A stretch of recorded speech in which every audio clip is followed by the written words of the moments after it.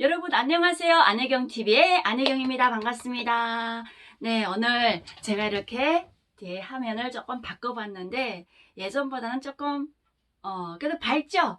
네, 이제 오늘은 이렇게 밝은 화면 속에서 이렇게 또 안혜경TV 하고 또 박아놨습니다. 여러분들의 사랑에 힘입어서 오늘 이렇게 방송을 하기 시작했는데요.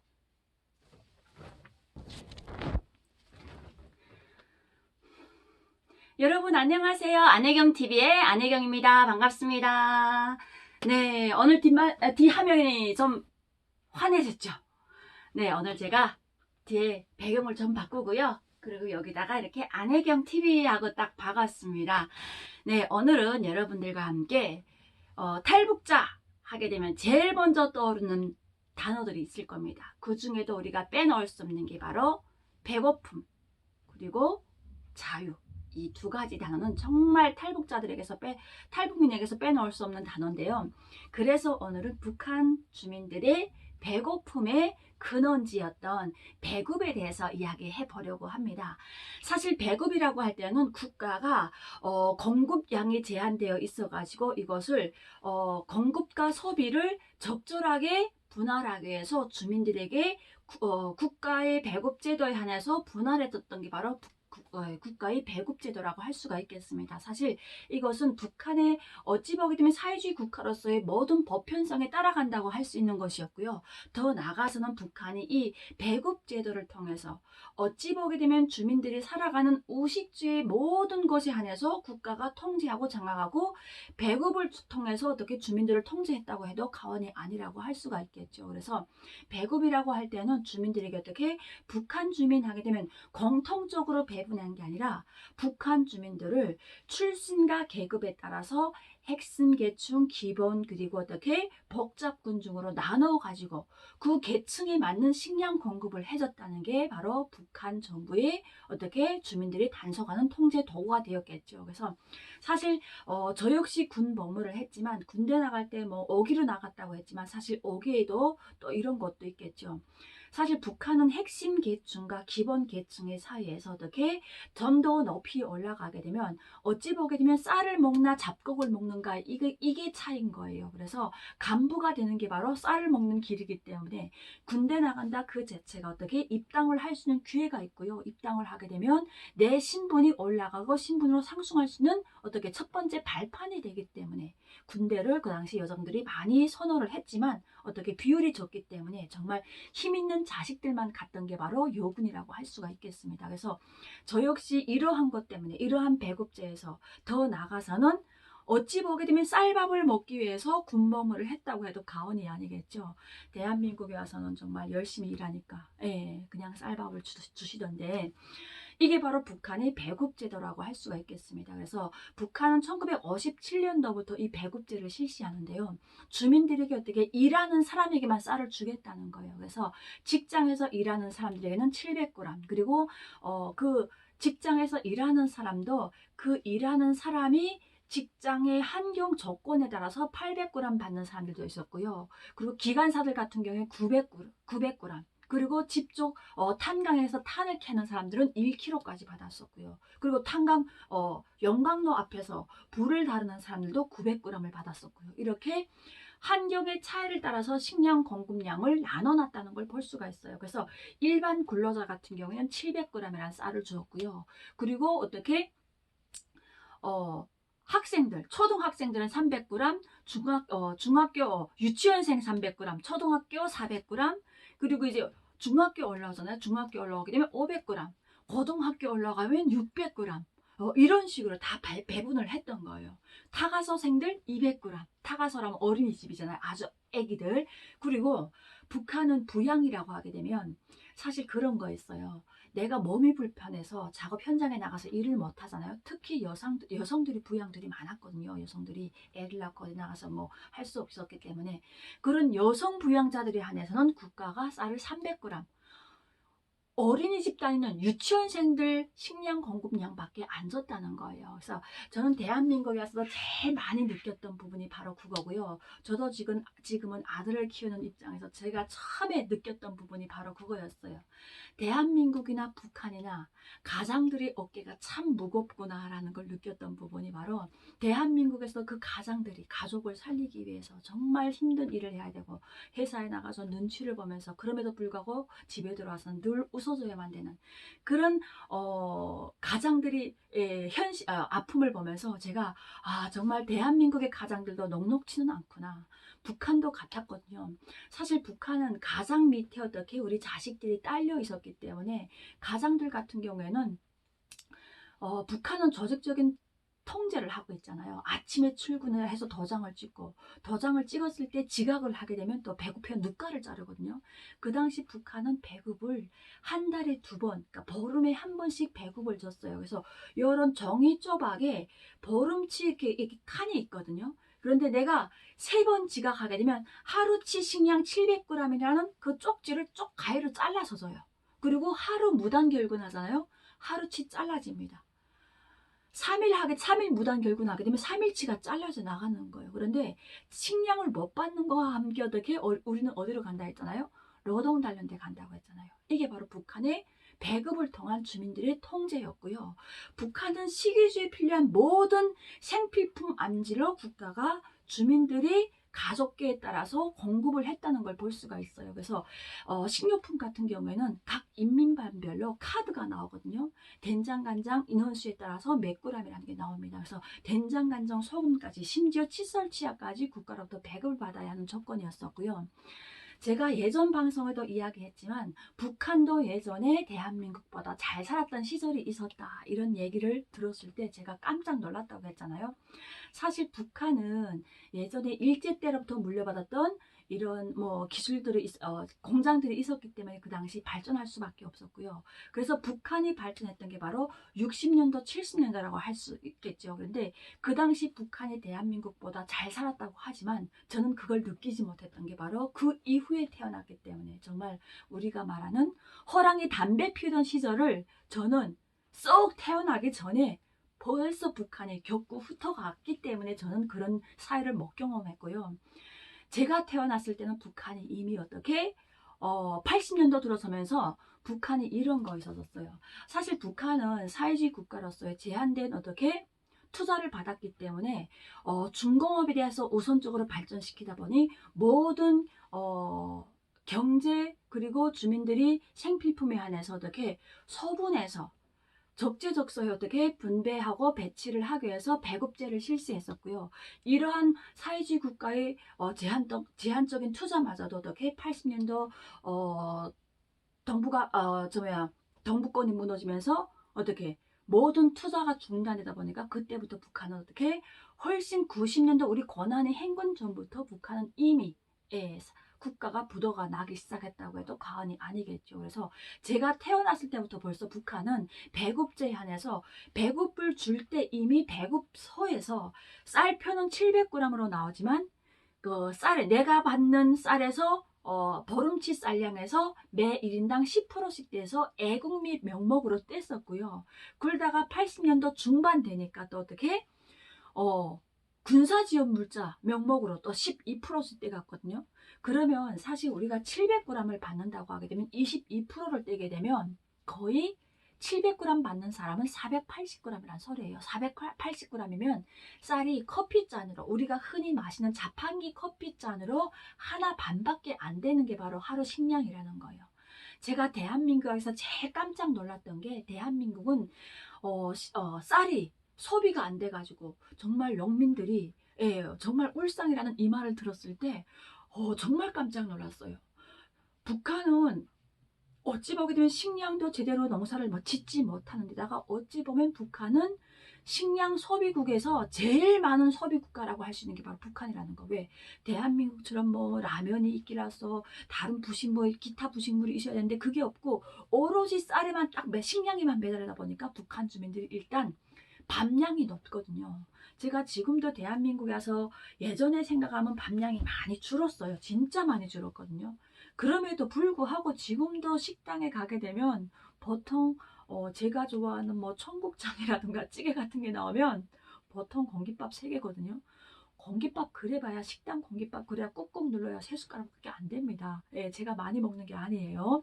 꾹꾹 눌러봤자 3숟갈이에요. 어느 식당 어떤 식당 가게 되면 진짜 요만한 공깃밥 절반밖에 안 주더라고요. 저는 그런 식당 보게 되면 정말 눈살이 찌푸려져요. 예, 왜 밥을 이렇게밖에 안 주지? 예. 밥을 좀 더 주지. 그런데 대부분 사람들도 그것만 또 남기더라고요. 제가 제일 딱한 게 제가 직업이 강사잖아요. 강사다 하다 보니까 강의를 끝나고 강의했던 그 기관 기업소 아니면 뭐 이렇게 단체장들하고 식사할 때가 많아요. 그런데 밥을 먹다 보게 되면 그 시간을 조절할 수가 없어요. 그분들은 그 3숟가락밖에 안 되는 밥을 왜 그렇게 나눠가면서 오랜 시간 드시는지. 쟤는 벌써 3숟갈이면 끝나는데, 예. 그럼 강사님 밥 더 드릴까요? 아닙니다 하는데 먹고 먹으려는 더 주세요라는 말이 나오거든요. 그런데 차마 뭔 여자가 저렇게 배가 커 이런 말을 들을까봐 그냥 그걸 조절하는 게 저는 정말 등골에서 땀이 나거든요. 아시잖아요. 대한민국 사람들은 밥알을 해서 드시는 것 같더라고요. 그래서 제가 깜짝 놀랐고요. 그러다 보니까 북한 주민들은 그 커피잔 하나 반밖에 안 되는 식량을 가지고 하루를 버텨야 되는데 그것마저도 80년도 후반 들어서면서 졌다 말았다 졌다 말았다 하기 시작했다는 거예요. 그런데 주민들은 그 당시만 해도 어떻게 시장이 활성화 안 됐고 또 시장 자체가 어떻게 국가로부터 단속을 했기 때문에 농민시장이라고 해서 11장을 했기 때문에 어디 가서 식량을 구할 수 있는 데가 없었어요. 그래서 북한 주민들은 그 작은 식량을 가지고 쪼개고 해서 90년도 초반부터 저희들은 죽을 먹고 살았고요. 그래서 북한 주민들 보게 되면 6, 70년도 친구들은 키가 다 커요. 그런데 70년도 후반부터 80년도 들어서면서 북한 주민들이 키가 완전히 저조해졌다는 걸 볼 수가 있어요. 이게 바로 다 식량 사정 때문에 먹는 문제에 직결되어 있기 때문에 그렇다고 할 수가 있고요. 제가 제일 놀라웠던 부분이 제가 91년도 군대 가서 제가 1년 반 만에 표창 휴가를 오고 그 다음에 제대돼서 집에 왔잖아요. 표창 휴가 딱 왔을 때 사실 저희가 형제가 6이라고 했는데 딸 4명을 쭈루루니 제가 이야기했던지 모르겠어요. 어느 방송에서도 했는지 모르겠는데 딸을 쭉 제가 5째 딸인데 쭉 낳다가 이젠 더는 안 되겠다. 아무리 봐도 딸이겠다. 당시만 해도 북한도 남성에 대해서 엄청나게 아들에 대해서 엄청나게 크게 했었기 때문에 아들을 바라던 저희 집에서 계속 딸이 나오니까 엄마가 이젠 더는 안 되겠다 해서 넷째 언니까지 낳고 딱 안 나왔대요. 그런데 사람들이 터울이를 길게 두게 되면 그래서 저희 언니는 다 2살 터울이거든요. 근데 터울이를 길게 잡게 되면 아들이다 그래가지고 제가 언니랑 터울이가 꽤 길어요. 그래서 제가 나왔거든요. 근데 또 딸이잖아요. 그래서 창자 돌림 하다가 해자 돌림을 돌아왔어요. 그랬더니 이제는 이게 돌림을 돌리게 되면 또 아들이다. 그래서 또 3년 만에 또 제 밑에 동생을 낳았는데 또 딸을 낳은 거예요. 그래서 제 동생 별명이 또 딸이었거든요. 또 딸. 제 동생이 제일 싫어하는 별명입니다. 그런데 제가 군대 표창휴가 와가지고 제가 왔을 때 아버지가 그렇게 사랑굿을 할 것 같지 않았던 딸이 이렇게 왔는데 얼마나 자랑스러워요. 그래가지고 자 이제 여기 있는 물건 중에 네가 시집 갈 때 가지고 싶은 거 고르라는 거예요. 그래서 제가 제일 먼저 그랬어요. 저는 재봉을 학교 때 여학생 실습 시간에 재봉을 배워가지고 정말 집에 있는 언니 아빠 옷 다 뜯어가지고 양말 덧카바 만들고 장갑 만들고 해서 엄청나게 제가 아마 딸 6 중에 제일 많이 맞았을 거예요. 맞으면 컸을 거예요. 그렇게 제가 말을 안 들었거든요. 어수가면 아빠가 사람 돼서 돌아오라고 했겠어요? 그럴 정도로 말을 안 들었기 때문에 제가 그 재봉에 대해서는 꽤 관심이 많았어요. 어수가면 저희 아버지가 아침에 출근할 때 재봉반을 다 뽑아서 감춰놓고 갈 정도로. 그래서 그 재봉 딱 보는 순간에 아버지 나 재봉기 주세요. 그 재봉기도 북한에서 제일 좋은 쌍마라는 재봉기였어요. 재봉기 주세요. 그 다음에 그 당시에 아버지가 93년도 2월 16일 맞으면서 북한에 첫 1차 지식인 대회가 있었습니다. 그때 아버지가 함경도 대표로 참가하셨거든요. 지식인 대회. 그래서 그때 받은 쌍나팔 소니 쌍나팔 녹음기가 있었거든요. 일반산 이렇게 컸어요. 그 녹음기 딱 보는 순간 아버지 저 러금기도 제가 가시겠습니다. 그래 가죠. 그러니까 제 동생은 아버지 김나 저 대동강 TV 주세요. 예, 말 그대로 대동강이에요. 흘러라 대동강. 화면이 막 흐르거든요. 북한에서 만든 TV인데 그걸 자기가 갔는데요. 그래 그럼 너는 TV를 가져라. 제가 제대될 때 오매불망 그래도 나는 이제 집에 갈 때 그래도 시집 갈 때 러금기하고 재봉기는 있는 여자라 이런 부푼 이런 걸 안고 집에 딱 왔거든요. 딱 왔는데 집에 오니 문은 잠겨 있죠. 옆에 집 할머니가 뛰어나오는 거예요. 아이고 아이고 네가 왔구나. 첫 마디가 입당은 그래 했냐. 그래서 예 했습니다. 정당까지 하고 왔습니다. 그랬더니 할머니가 너무 좋아하시더라고요. 옆에 집 할머니가 자기 손녀 온 것만큼 좋아하시더라고요. 그래서 제가 아버지 어머니 어디 가셨습니까? 했더니 아버지가 양머리 갔대요. 염소머리. 그게 뭡니까? 그랬더니 아버지 어머니가 이렇게 퇴직을 하셔가지고 아버지는 염소머리 하시고 어머니는 재분소에 가서 일을 도와주시는 거 해가지고 요만큼씩 가루를 받아가지고 와서 그걸로 염소도 짜가지고 염소죽 써 드시고 계신다고 하더라고요. 깜짝 놀랐어요. 몇 시간 있다가 아버지가 먼저 들어오시는데 딱 문을 열었어요. 정말 제가 8월 14일 날 제대 명령서 받아가지고 8월 28일 날 북한으로 말하는 청년절 날 도착했거든요. 저녁 6시에 도착했는데 아버지가 약간 날씨 어둑어둑하니까 벌써 여름 날씨니까 한 8시 넘었잖아요. 저기서 딸랑딸랑 하는 소리가 나더라고요. 그러니까 옆집 할머니가 너네 아버지가 오시는 것 같다 이러더라고요. 그래서 옆집에서 나와가지고 딱 아버지를 맞이했어요. 아버지가 너무 좋아하시더라고요. 문 열고 들어갔어요. 들어간 순간 제가 깜짝 놀랐어요. 아무것도 없는 거예요. 집에 아무것도 없어. 그래서 제가 물어봤어요. 아버지 내 재봉기 다 어디 갔습니까? 러운기는 어디 갔습니까? 물어봤더니 아버지가 눈물 글썽해가지고 하도 어려워서 다 팔았다고 하더라고요. 그러시더니 아버지가 야 근데 너 왜 혼자 왔냐고. 누기 또 와야 됩니까? 그랬더니 사실 제가 오기 한 달 전에 저희 후방부가 마산이고요. 그리고 저희 여단이 연대봉이거든요. 그러니까 부대마다 이게 전화 부호가 있어요. 그리고 저희 2군단이 남강이었거든요. 마산 걸쳐서 그리고 저희 부대에서 마산 걸쳐서 후방부를 걸쳐야 되니까 마산 걸쳐서 연대봉 걸쳐서 남강 걸쳐서 무력부 걸쳐서 그리고 어떻게 제가 함정도를 걸쳐서 해령시를 걸쳐서 저희 언니야 얼마나 통화를 많이 걸쳐야 돼요. 이렇게 해가지고 언니야 그 당시만 해도 휴대폰이 없었으니까 그렇게 해가지고 겨우겨우 며칠을 해가지고 언니하고 통화를 했어요. 왜? 언니네 이번에 제대할 때 남자 한 명 데리고 간단 말이 사람 한 명 데리고 간단 말이 좀 준비해 놓으라고. 그랬더니 아버지가 왜 너 혼자 왔냐고. 누구 같이 와야 됩니까? 그랬더니 아버지가 이제 누구 같이 온다고 해서 그 마지막으로 남았던 쌍나팔 팔아가지고 장판 깔았대요. 그 당시 비닐장판 새거 깔았다는 겁니다. 보니까 장판만 새거더라고요. 내 러금기는 장판하고 바꿔줬죠. 그 남자를 데리고 온다고 했는데 제가 후에 남자 얘기도 해드릴게요.